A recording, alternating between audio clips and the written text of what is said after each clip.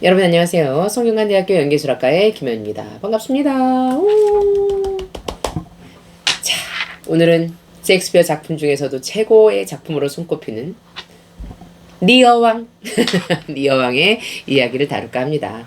그 셰익스피어의 4대 비극 중에 다른 작품들이 좀 인간관계에 있어서의 갈등과 몰락을 다룬 작품이라고 치면 리어왕은 좀 정치적, 사회적인 관점까지 다루는 조금 굉장히 방대하고 폭넓은 작품입니다. 어떤 자연과 운명에서부터 시작해서 청년에서 노년에 이르기까지 인생 전반에 대한 전체적인 이야기를 다루고 있어서 아마 셰익스피어 작품 중에 가장 손꼽히는 작품으로 인정하고 있는 작품 중에 하나가 리어왕입니다. 얼마 전에 또 이순재 선생님께서 리어왕 작품을 하지 않았습니까? 과연 그 시대에 어떤 배우가 리어왕을 할 것인가? 아무 배우나 할 수 있는 역할이 아니기 때문에 리어왕의 역할을 맡는 선생님의 좀 집중이 되기도 하고요. 그리고 한 번쯤 또 나이가 들면서 해봄직한 작품이기도 한데요.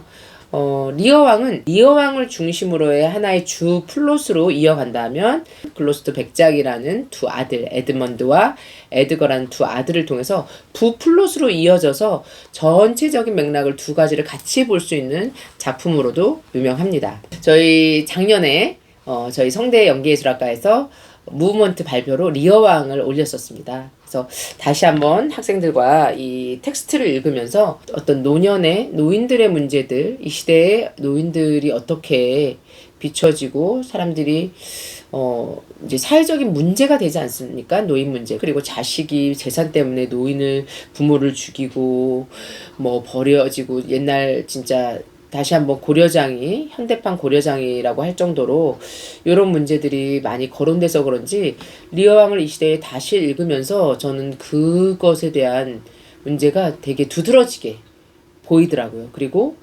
셰익스피어는 어떻게 이 시대에 그랬나? 이 시대 때부터 어떻게 이런 이야기를 쓸 생각을 했을까라는 생각도 많이 들면서 어떤 이야기를 중심적으로 리어왕의 이야기를 펼칠까라고 이제 생각을 했어요. 그래서 어리석은 리어의 모습은 뭐 리어왕에서 당연한 거지만 인물들이 그러면 자녀들인 효에 대한 이야기를 좀 하고도 싶었고 거너릴이나 리건, 코델리어 이 딸들은 어떠한 삶을 살았길래 아버지한테 그럴 수밖에 없었을까라는 것에 대한 그 관점에서도 조금 다루고 싶어서 어머니가 일찍 돌아가시고 아버지 소원에 자랐던 세 딸들이 어떤 삶들을 살았을까. 왜냐 아버지가 유독 코델리어를 좋아했지 않습니까?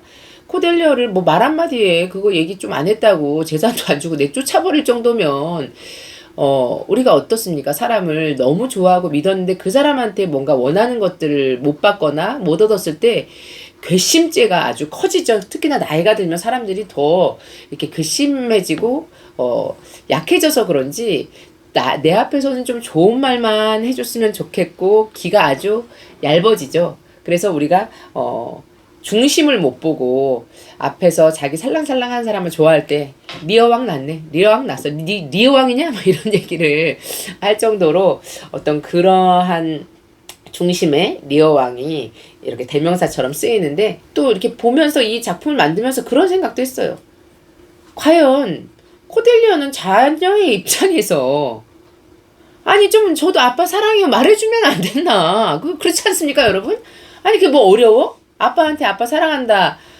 얼만큼 사랑하느냐. 많이 사랑해요. 뭐 이렇게 하트도 날려주고 뭐 이랬었으면 이런 비극이 초래됐을까. 왜 그 말 하나가 그렇게 어려워? 물론 너무 마음에 없는 걸 막 아양을 떨고 그 재산을 얻기 위해서 내 이익을 위해서 아첨을 하고 이런 것이 문제이기는 하지만 그래도 내 부모님에게 지금 당장 막 싫어하는 것도 아니잖아요. 코델리어는 진심이잖아요. 근데 왜 그 말을 못했을까라는 답답한 코델리어가 눈여겨 보여지기도 했고요. 그리고 에드먼드와 에드거를 보면 정말 입시 때 여러분 에드먼드 세상 대자연이요. 난리 나지 않습니까? 에드먼드는 리어왕은 다 대자연이어요. 다 대자연. 딴 데서는 없어. 오로지 대자연이요. 그것도 대자연이요. 어쩌고 이게 아니라 대자연이요. 막 대자연이요. 그러니까 자연은 크게 소리치고 외쳐야지만 될 것 같나 봐요. 그래서 다들 에드먼드를 주로 가지고 와서 마찬가지. 에드먼드는 아주 악행의 표본인 전형적인 인물처럼 표현하는데 이제 여러분들 리영 한번 꼼꼼히 살펴보시면 그 글로스터 백작이 에드먼드의 엄마를 굉장히 비하하는 대사들이 있습니다. 그 나의 가정사의 이야기를 에드먼드가 저쪽에 있는데도 불구하고 그런 얘기를 할 정도면 그 에드먼드가 사생아로서 어떤 취급을 받고 살았을지 그러한 상상들을 해보면서 그 안에 너무 많은 상처가 있었을 것 같아요. 어렸을 때부터. 에드거 똑같은 비슷비슷한 또래의 형과 끊임없이 비교당하고 무언가 있을 때는 적자인 모든 게 에드거 먼저. 에드먼드는 굉장히 영리하고 똑똑하거든요. 너무너무 똑똑하고 뛰어난데 그것들을 온전히 인정받지를 못하죠. 예를 들면 여러분 생각해 보세요. 나랑 형이 있어. 형보다 내가 맨날 100점 맞아와. 맨날 어디 가서 회장하고 뭐하고 이래. 근데 온전히 칭찬도 못 받고 인정을 못 받아요. 그럼 그 마음속에서 어떤 감정이 싹 트겠습니까? 그러한 에드먼드의 마음은 어땠을까? 이런 것들을 조금 학생들이 입체적으로 인물을 이해할 수 있도록 저는 에드먼드와 에드거의 어린 시절을 만들어서 직접 시각화돼서 그런 장면, 아버지가 자녀들을 차별하는 어떤 그런 장면들을 만들어서 그 마음의 울분이 진짜 그래서 내가 커서 힘이 생기면 가만히 있지 않을 거야. 다 돌려놓을 거야. 라는 마음이 이 안에서 그냥 태어나서 때부터 그냥 못된 놈이어서가 아니라 그 어린 시절을 갑자기 금쪽이 같네요, 여러분. 그래서 인물을 이해할 때 여러분들이 그 내부에 그리고 그 배경에 어떠한 상황이 있었길래 이랬을까라고 좀 이해할 수 있는 그런 발판을 마련하셨으면 좋겠어요. 그래서 저는 그 리왕을 만들 때 그런 어린 시절들을 조금 가져가다 보니까 에드먼드랑 이거 하는 친구들이 되게 그 울분을 갖고 있더라고요. 배우가 역할을 할 때 그 악역에 대한 정당성이 있어야 되거든요. 내가 이 역할을 맡았어. 근데 내가 보기에도 너무 나쁜 놈이야. 얘 너무 싫어. 얘 왜 이렇게 못됐지? 왜 이러지? 이렇게 생각하면 그 역할을 해낼 수가 없습니다. 희곡이라는 것이 어려운 이유가 소설은 작가가 너무 친절하죠. 막 그 배경이며 그 감정이며 심리를 그때 나는 이랬었다. 막 이러면서 막 작가가 너무 친절하게 여러 이야기들을 서사적으로 풀어줍니다. 그러나 희곡은 딱 대사 외에는 그 사이에 빈 것들을 배우가 다 찾아내서 만들어 나가야 하기 때문에 희곡이 어렵습니다. 막 점핑 막 사이에 뛰기도 하고 몇 년이 흐르기도 하고 특히나 이 리어왕 같은 경우는 굉장히 방대하죠. 막 나라가 막 영국 대 프랑스 왔다 갔다 하고 막 굉장히 스케일이 큰 작품이라 이런 것들을 이해하려면 여러분들이 역사적인 공부며 시대적 배경이며 이런 것들을 조금 아셔야지 되는데 그래서 깊이 있는 좀 공부를 하시면 굉장히 좀 재밌게 읽어나가실 수 있고 인물을 이해하고 만들어 가는데도 충분히 입체적으로 만들어 나가실 수 있을 겁니다. 자기 어떤 이익을 얻기 위해서 어떤 권력을 얻기 위해서 너무 많은 사람이 죽죠. 예전에 그 당시에 이 리어왕을 올렸을 때 너무 다양한 이야기가 있고 재미나서 막 이 작품이 히트쳤지만 너무 많은 사람들이 죽어나가서 대중들이 좀 싫어했다고 해요. 너무 비극적이라. 자기네들이 이제 원본이 섹스피어가 쓴 작품이 있는데 뒷이야기들은 새로 작가들이 막 개작을 해서 여러 이야기들이 막 만들어졌다고 합니다. 그러나 원본만한 작품이 없죠. 그래서 그냥 계속 유지되고 명맥을 이어가는 건 리어왕 원본 지금 우리가 알고 있는 이야기들이 이어가는데 작품하면서도 풀었던 게 광대거든요. 광대.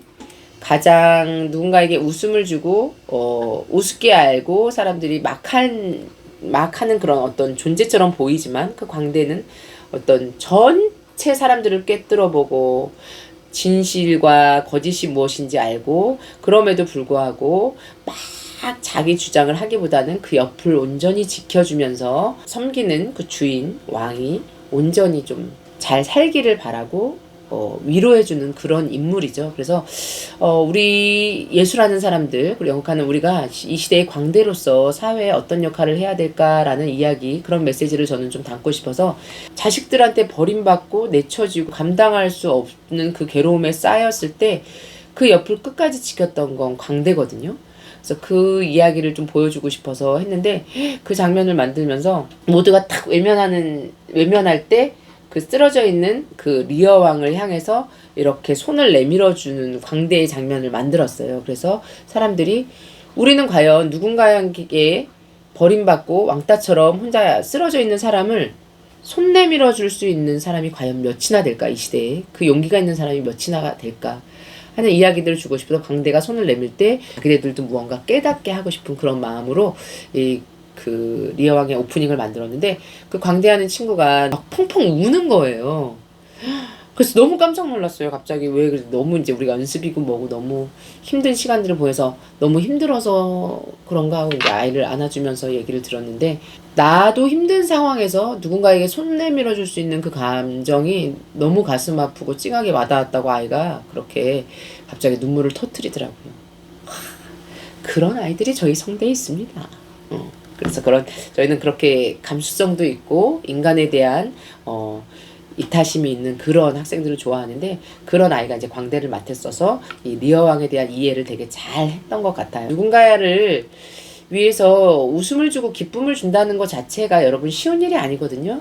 그 누군가에게 웃음을 주고 기쁨을 주기 위해서는 내가 끊임없이 나 안에 나와 싸워야 되고 내 힘든 걸 감춰야 되고 이겨내야 되고 이 엄청난 시간을 견뎌야지만 누군가에게 웃음과 감동을 줄 수 있습니다. 그래서 연기를 하는 여러분들이 어떤 광대의 마음처럼 누군가에게 내가 진심을 다해서 위로해주고 웃음과 감동을 줄 수 있는 사람으로 성장해 나가셨으면 좋겠습니다. 그래서 또 코델리아처럼 진심으로 내 아버지, 내 부모를 생각하시는 여러분들이 되셨으면 좋겠고, 그리고 코델리아와는 좀 달랐으면 좋겠어요. 좀 부모님을 위해서 내가 지금은 그 말을 안 하고 싶어도 여러분 표현해야지만이 표현할 수 있습니다. 그래서 나중에 후회하지 말고 엄마 아빠 사랑해요, 감사해요, 이렇게 좀 표현할 수 있는 여러분들이 됐으면 좋겠고, 그래서 이러한 리어왕 같은 비극을 맞이하지 않았으면 좋겠고, 여기에는 리어왕에는 너무 많은 교훈들이 있는 것 같습니다. 또 어른으로서 앞에서 아양만 떨고 아첨만 떠는 그런 가머니설에 속는 그런 어리석은 사람이 아니라 중심을 바라볼 수 있는 사람, 나한테 직언을 하더라도, 그리고 팩폭을 날리더라도 그 말이 지금은 듣기 싫고 아프더라도 그것이 나를 위한 소리인가, 나의 발전을 위한 소리라면 인정하고 변화해 나가야지만이 성장할 수 있거든요. 또 자녀 입장에서는 이제 부모에 대한 공경들, 어르신들 나이를 들어간다는 것 자체가 그냥 되게 슬프고 서러워지는 일이거든요. 여러분, 아이는 뭘 해도 이쁩니다. 방구를 껴도 방구 꼈다고 박수치고, 똥 잘 쌌다고 박수치고, 뭘 해도 박수치고 이쁨 받는 게 아이라면 뭘 해도 꼴보기 싫다고 막 하는 것이 노인이라고 합니다. 너무 서글프지 않습니까? 자식을 키울 때까지 헌신한 그 시간들 때문에 허리도 구부러지고 눈도 좀 침침해지고 사리 분별도 떨어지고 다시 아이가 되는 거거든요. 그런 어른들을 조금 사랑으로 지켜봐 줄 수 있는 여러분들의 따뜻한 마음들 가지셔서 두루두루 다세대를 이해할 수 있는 여러분들이 됐으면 좋겠습니다. 그래서 리어왕에서 많은 이야기들을 담고 있는 리어왕을 꼼꼼히 읽어보셔서 작품을 이해를 하셨으면 좋겠습니다. 자, 우리는 어리석은 사람 말고 중심을 알아볼 수 있는 현명한 사람이 됐습니다. 현명한 사람은 구독, 좋아요, 알림 설정, 댓글까지